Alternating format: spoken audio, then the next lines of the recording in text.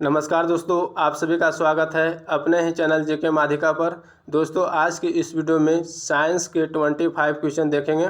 दोस्तों सभी question TCS द्वारा 2018 के ग्रुप डी एग्जाम में पूछा गया है, इसलिए दोस्तों वीडियो के लास्ट तक देखिएगा क्योंकि आपके आने वाले ग्रुप डी एग्जाम के लिए ये वीडियो काफ़ी हेल्पफुल रहेगा।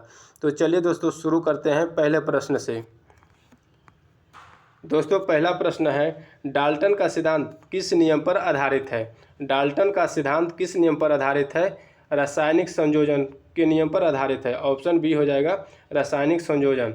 डाल्टन का सिद्धांत रासायनिक संयोजन के नियम पर आधारित है। ठीक है दोस्तों, अगला प्रश्न देखते हैं।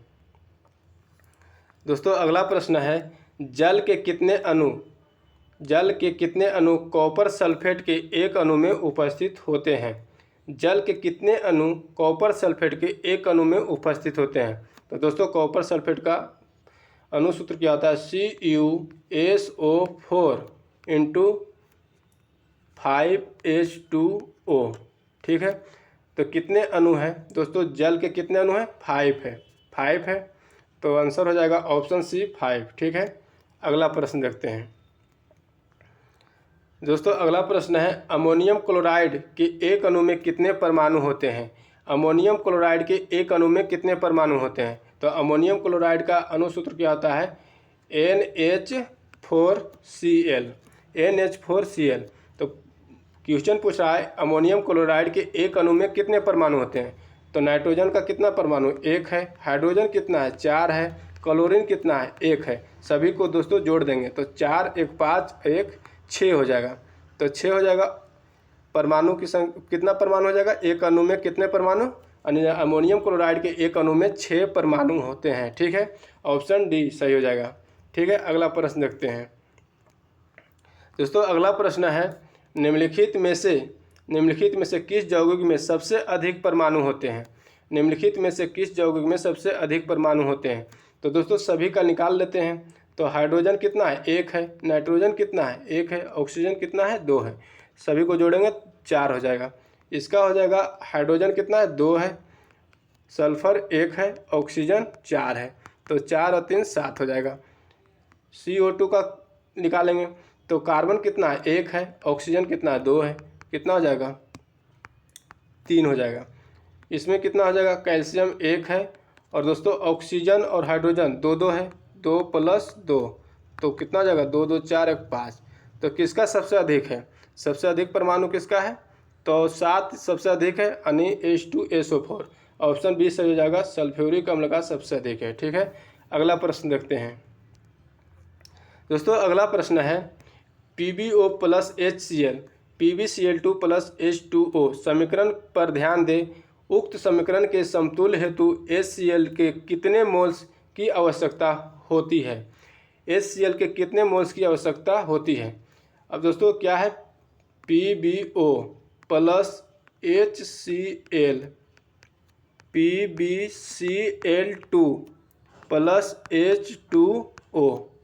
अब दोस्तों Pb इधर 1 है और इधर भी 1 है। ऑक्सीजन कितना? ऑक्सीजन इधर 1 है तो इधर भी 1 है। ठीक है, हाइड्रोजन इधर 1 है और क्लोरीन 1 है। दोनों 1 1 है, लेकिन इधर दोस्तों क्लोरीन 2 है और हाइड्रोजन भी 2 है। तो यदि इसमें 2 से गुना कर देंगे तो बराबर हो जाएगा, यानी बैलेंस हो जाएगा। तो HCl के कितने मोल्स की आवश्यकता होगी? 2। ठीक है, तो ऑप्शन ए में 2 दिया है, ऑप्शन ए सही हो जाएगा। ठीक है दोस्तों, अगला प्रश्न देखते हैं। दोस्तों अगला प्रश्न है, किसी पदार्थ के 1 मोल में मौजूद कणों की संख्या क्या है? किसी पदार्थ के 1 मोल में मौजूद कणों की संख्या क्या है? तो 1 मोल की संख्या बराबर होता है कितना? 6.022 × 10⁻23। तो ऑप्शन बी सही जाएगा, 6.022 × 10⁻23। ठीक है, अगला प्रश्न देखते हैं। दोस्तों अगला प्रश्न है, लोहे को कठोर और मजबूत बनाने के लिए निम्न में से क्या मिलाया जाता है? लोहे को कठोर और मजबूत बनाने के लिए निम्न में से क्या मिलाया जाता है? तो दोस्तों कार्बन मिलाया जाता है। ऑप्शन सी हो जाएगा कार्बन। लोहे को कठोर और मजबूत बनाने के लिए कार्बन मिलाया जाता है। ठीक है, अगला प्रश्न देखते हैं। दोस्तों अगला प्रश्न है, सौर पैनल में निम्न में से कौन सी धातु प्रयुक्त होती है? सौर पैनल में निम्नलिखित में से कौन सी धातु प्रयुक्त होती है? तो दोस्तों सिलिकॉन, सिलिकॉन ऑप्शन डी से हो जाएगा सिलिकॉन। सौर पैनल में सिलिकॉन धातु प्रयुक्त की जाती है। ठीक है, अगला प्रश्न देखते हैं। दोस्तों अगला प्रश्न है, न्यूलैंड के अष्टकों के नियम के अनुसार प्रकृति में कितने तत्व मौजूद है? न्यूलैंड के अष्टकों के नियम के अनुसार प्रकृति में कितने तत्व मौजूद है? तो दोस्तों 65 तत्व मौजूद है, 56 तत्व मौजूद है। ऑप्शन बी से हो जाएगा 56। ठीक है, आगे देखते हैं। अब दोस्तों कुछ इंपॉर्टेंट पॉइंट है जो आपको याद रखना है। ठीक है, तो दोस्तों सबसे पहला पॉइंट है कि न्यूलैंड्स ने अष्टक नियम को विकसित किया। अष्टक का नियम किसने दिया? न्यूलैंड्स ने दिया। ठीक है, अष्टकों का नियम केवल कैल्शियम तत्व तक लागू होता है। अष्टकों का नियम केवल कैल्शियम तत्व तक लागू होता है। ठीक है, न्यूलैंड के समय 56 तत्वों की संख्या ज्ञात थी, यानी न्यूलैंड के समय 56 तत्वों की खोज किया गया था। ठीक है, सभी तत्वों को परमाणु द्रव्यमान के बढ़ते क्रम में व्यवस्थित किया था, यानी सभी तत्वों को जो 56 तत्व खोज किया गया था, सभी का परमाणु द्रव्यमान को बढ़ते क्रम में व्यवस्थित किया गया। ठीक है, सबसे पहले तत्व हाइड्रोजन तथा अंतिम तत्व यानी 56वां तत्व जो है थोरियम था। ठीक है, तो याद रखिएगा सभी को। अगला प्रश्न देखते हैं। दोस्तों अगला प्रश्न है, आवर्त सारणी का आविष्कार किसने किया? आवर्त सारणी का आविष्कार किसने किया? तो मेंडलीफ ने किया। ऑप्शन ए से हो जाएगा मेंडलीफ। यदि बोलेगा दोस्तों आधुनिक आवर्त सारणी का आविष्कार किसने किया? तो मोसले ने किया था। ठीक है, और अष्टक का नियम न्यूलैंड ने दिया, जो अभी पिछले क्वेश्चन देखे थे। आगे देखते हैं। दोस्तों कुछ इंपॉर्टेंट पॉइंट है, जो इंपॉर्टेंट पॉइंट को याद रखिएगा। ठीक है, मेंडलीफ ने आवर्त सारणी का आविष्कार 1869 ईस्वी में किया था। कब खोज किया था? 1869 में। तो याद रखिएगा 1869 में मेंडलीफ ने आवर्त सारणी का आविष्कार किया था। ठीक है, मेंडलीफ के समय ज्ञात तत्वों की संख्या 63 थी। कितने तत्व? 63 तत्व थे। ठीक है, मेंडलीफ आवर्त सारणी में आवर्त 7 और 9 वर्ग में बांटा था, यानी मेंडलीफ आवर्त सारणी में 7 आवर्त और 9 वर्ग में बांटा था। ठीक है, और यदि आधुनिक आवर्त सारणी में बोलेगा तो दोस्तों 7 आवर्त और वर्ग 18 याद रखिएगा। ठीक है, मेंडलीफ की आवर्त सारणी में तत्वों को उनके परमाणु द्रव्यमान के बढ़ते क्रम में व्यवस्थित किया गया था।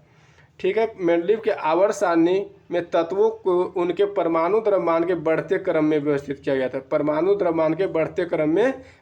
किया गया था। लेकिन दोस्तों यदि पूछेगा क्वेश्चन में कि आधुनिक आवर्त सारणी में परमाणु संख्या के बढ़ते क्रम में व्यवस्थित किया गया था। ठीक है, लेकिन मेंडलीफ में परमाणु द्रव्यमान को बढ़ते क्रम में व्यवस्थित किया गया है। ठीक है, सभी पॉइंट को याद रखिएगा। अगला प्रश्न देखते हैं। दोस्तों क्वेश्चन है, वह बिंदु जहां पर एक वस्तु का संपूर्ण भार कार्य करता है उसे क्या कहा जाता है? वह बिंदु जहां पर एक वस्तु का संपूर्ण भार कार्य करता है उसे क्या कहा जाता है? गुरुत्वाकर्षण का केंद्र। ऑप्शन सी हो जाएगा। ठीक है, ऑप्शन सी सही हो जाएगा, गुरुत्वाकर्षण का केंद्र। अगला प्रश्न देखते हैं। दोस्तों अगला प्रश्न है, किस सिद्धांत या नियम के आधार पर वस्तुएं पानी में तैरती है? किस सिद्धांत या नियम के आधार पर वस्तुएं पानी में तैरती है? आर्किमिडीज के सिद्धांत पर। ऑप्शन डी से हो जाएगा आर्किमिडीज के सिद्धांत पर। ठीक है, अगला प्रश्न देखते हैं। दोस्तों अगला प्रश्न है, इलेक्ट्रिक बल्ब में भरने हेतु निम्नलिखित में से किस गैस का प्रयोग किया जाता है? इलेक्ट्रिक बल्ब में भरने हेतु निम्नलिखित में से किस गैस का प्रयोग किया जाता है? आर्गन और नाइट्रोजन। ऑप्शन डी से हो जाएगा आर्गन और नाइट्रोजन। ठीक है, अगला प्रश्न देखते हैं। दोस्तों अगला प्रश्न है, यदि कॉइल का प्रतिरोध 750 ओम है, यदि कॉइल का प्रतिरोध 750 ओम है और 220 वोल्ट स्रोत से इलेक्ट्रिक हीटर कॉइल में कितनी धारा प्रवाहित होगी। 220 वोल्ट स्रोत से इलेक्ट्रिक हीटर कॉइल में कितनी धारा प्रवाहित होगी, यानी धारा निकालना है, करंट निकालना है। दिया गया दोस्तों क्या क्या चीज़, प्रतिरोध दिया गया यानी रेसिस्टेंट दिया गया, आर का वैल्यू 750 ओम दिया गया है, 750 ओम दिया गया है, ठीक है। और वोल्टेज दिया गया है यानी विभवांतर 220 वोल्ट, यानी वी का वैल्यू 220 वोल्ट दिया गया है। आई का वैल्यू निकालना है, करंट निकालना है, ठीक है। ओम का नियम आप लोग जानते हैं कि V is equal to I R होता है। ओम का नियम V is equal to I R. अब V का वैल्यू कितना है, 220 है। आई का वैल्यू निकालना है, आर का वैल्यू 750 है। आई बराबर क्या आ जाएगा, 220/750, 0 से 0 कट गया, 22/75 हो जाएगा। और 22/75 को यदि भाग देंगे तो 0.29 एम्पियर आएगा, ठीक है। तो ऑप्शन ए में दिया है, ऑप्शन ए सही हो जाएगा, 0.29 एम्पियर, ठीक है। अगला प्रश्न देखते हैं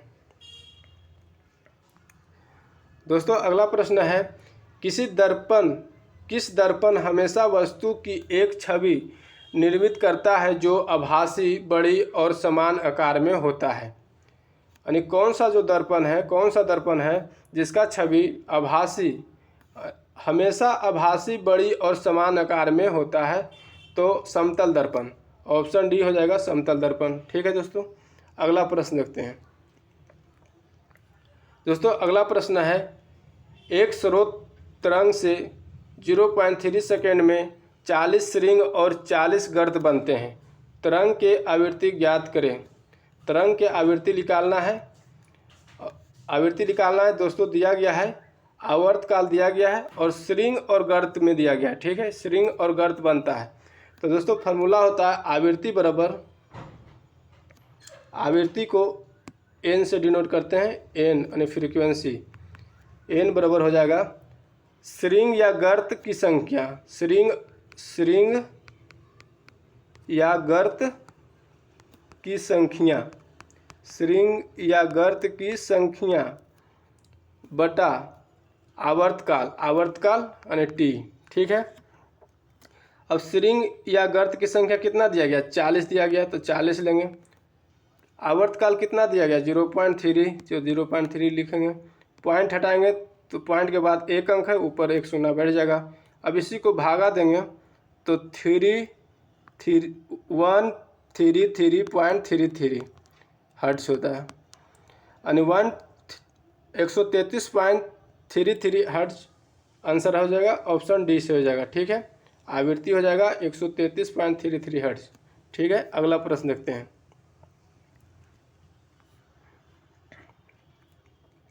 दोस्तों। अगला प्रश्न है, एलिसा निम्नलिखित में से क्या है। निम्नलिखित में से क्या है। तो दोस्तों एलिसा जो है एड्स का पता लगाने के लिए एक जांच है। एड्स का पता लगाने के लिए एक जांच है, ठीक है। ऑप्शन ए से हो जाएगा।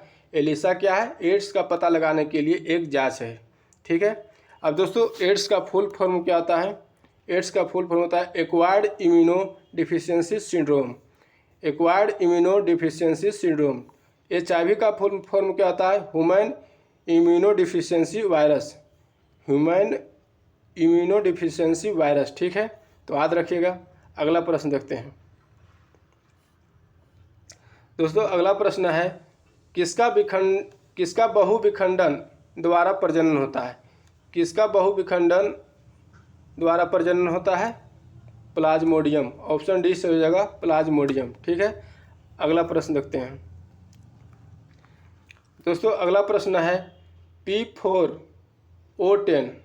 P4O10 प्लस H2O H3PO4 समीकरण पर ध्यान दें। इस अभिक्रिया में जल की आवश्यकता कण कितना है। इस बार जल की आवश्यकता कण निकालना है, कितना है, ठीक है। क्या दिया गया समीकरण, P4O10 प्लस H2O H3PO4। सबसे पहले क्या करेंगे, बैलेंस कर देंगे। तो यहाँ पर दोस्तों क्या है P4, इधर P कितना है 1 है, इधर 1 है, ठीक है, इधर 1 है। तो बैलेंस करने के लिए यदि इधर से इधर 4 गुना कर देंगे तो P4 हो जाएगा, P4 हो जाएगा। लेकिन दोस्तों हाइड्रोजन कितना हो जाएगा, हाइड्रोजन 12 हो जाएगा और ऑक्सीजन कितना हो जाएगा 16 हो जाएगा। तो इधर हाइड्रोजन 2 है और ऑक्सीजन कितना है, यहाँ पर 10 है और यहाँ पर यदि हम 6 कर देंगे तो 16 ऑक्सीजन भी हो जाएगा और हाइड्रोजन को 6 बनाना है। तो दोस्तों यहाँ पर 6 यदि गुना कर देंगे तो हाइड्रोजन कितना हो गया, इधर 12 हो गया, इधर भी 12 हो जाएगा। ऑक्सीजन कितना हो जाएगा, इधर ऑक्सीजन कितना है, तो इधर ऑक्सीजन 16 है, इधर 10 और 6 ऑक्सीजन नहीं हो गया, तो 10 और 6 16, यानी दोस्तों क्या हो गया, बैलेंस हो गया। ठीक है, बैलेंस हो गया। अब दोस्तों क्वेश्चन पूछ रहा है कि अभिक्रिया में जल की आवश्यक कण कितना होगा, जल की, तो जल की कितना होगा, तो ये कितना है 6 है, 6 की आवश्यकता होगा। तो ऑप्शन बी में दिया गया 6, ऑप्शन बी सही हो जाएगा। ठीक है दोस्तों, अगला प्रश्न देखते हैं। दोस्तों अगला प्रश्न है प्रकाश संश्लेषण के दौरान बने उत्पाद कौन से हैं, प्रकाश संश्लेषण के दौरान बने उत्पाद कौन से हैं। तो दोस्तों प्रकाश संश्लेषण के दौरान बने उत्पाद ग्लूकोज, जल और ऑक्सीजन है। ऑप्शन ए सही हो जाएगा, ग्लूकोज, जल और ऑक्सीजन। ठीक है, अगला प्रश्न देखते हैं। दोस्तों अगला प्रश्न है पौधे में कोशिका भित्ति का निर्माण करने वाले जटिल कार्बोहाइड्रेट को क्या कहा जाता है। पौधे में कोशिका भित्ति का निर्माण करने वाले जटिल कार्बोहाइड्रेट को क्या कहा जाता है, सेलुलोज कहा जाता है। ऑप्शन बी सही हो जाएगा, सेलुलोज। ठीक है दोस्तों, अगला प्रश्न देखते हैं। दोस्तों अगला प्रश्न है रक्त और हड्डियां किसके उदाहरण हैं, रक्त और हड्डियां किसके उदाहरण हैं। तो संयोजी ऊतक, रक्त और हड्डियां जो होता है दोस्तों संयोजी ऊतक होता है। ऑप्शन ए से हो जाएगा, संयोजी ऊतक। ठीक है, अगला प्रश्न देखते हैं। दोस्तों अगला प्रश्न है किस ऊतक मृत कोशिकाओं के संयोजन से बना होता है, किस ऊतक मृत कोशिकाओं के संयोजन से बना होता है। अस्केलेरन कायमा। ऑप्शन सी से हो जाएगा, अस्केलेरन कायमा जो ऊतक है जो मृत कोशिकाओं के संयोजन से बना होता है। ठीक है, अगला प्रश्न देखते हैं। दोस्तों अगला प्रश्न है प्रोटीन किसका एक अभिन्न अंग है, प्रोटीन किसका एक अभिन्न अंग है। तो एंटीबॉडी, एंजाइम, कोशिका झिल्ली, इनमें से सभी हो जाएगा दोस्तों। एंटीबॉडी भी है, एंजाइम भी है, कोशिका झिल्ली, ये तीनों क्या है प्रोटीन का एक अभिन्न अंग है। तो इनमें से सभी आंसर हो जाएगा। ठीक है, अगला प्रश्न देखते हैं। दोस्तों आखिरी प्रश्न है शरीर का कौन सा अंग खून के शुद्धिकरण करता है, शरीर के कौन सा अंग खून के शुद्धिकरण करता है। गुर्दे यानी किडनी। ऑप्शन बी से हो जाएगा, शरीर के जो किडनी अंग है जो खून को शुद्धिकरण करता है। ठीक है दोस्तों, तो दोस्तों आज की वीडियो यहीं तक रहने देते हैं। अगर दोस्तों वीडियो अच्छा लगा तो लाइक करिएगा, चैनल पे नए हैं तो चैनल को सब्सक्राइब करके बेल आइकन दबा लीजिएगा, क्योंकि आगे भी इसी तरह का वीडियो लाते रहेंगे। जय हिंद।